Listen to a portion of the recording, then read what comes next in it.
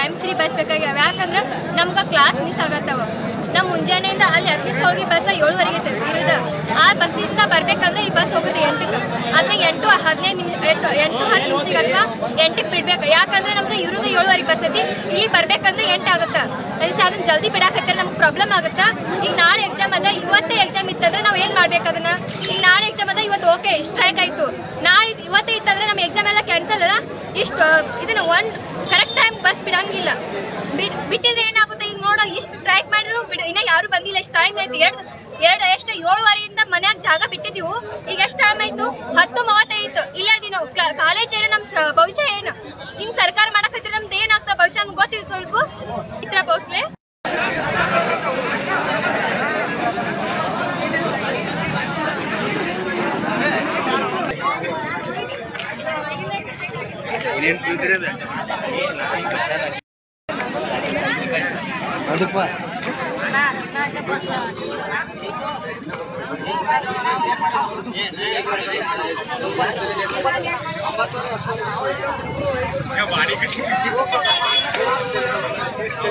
ತಾವಳಗಿ ಗ್ರಾಮಕ್ಕೆ ಸರಿಯಾಗಿ ಬಸ್ ಬಿಡ್ತಾ ಇಲ್ಲ ಮತ್ತು ನಾವು ನಮ್ಮ ವಿದ್ಯಾಭ್ಯಾಸಕ್ಕಾಗಿ ನಾವು ತುಂಬ ತೊಂದರೆಯಲ್ಲಿದ್ದೇವೆ.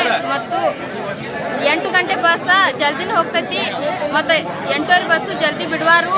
ಮತ್ತು ಈಗ ಸ್ಟ್ರೈಕ್ ಮಾಡೀವಿ, ಆದರೆ ಯಾರು ಡಿಪೋದಿಂದ ಯಾರೂ ಬಂದಿಲ್ಲ. ಮತ್ತು ಬಸ್ಸಿಗೆ ಟೈಮ್ ಸೆನ್ಸ್ ಇಲ್ಲ.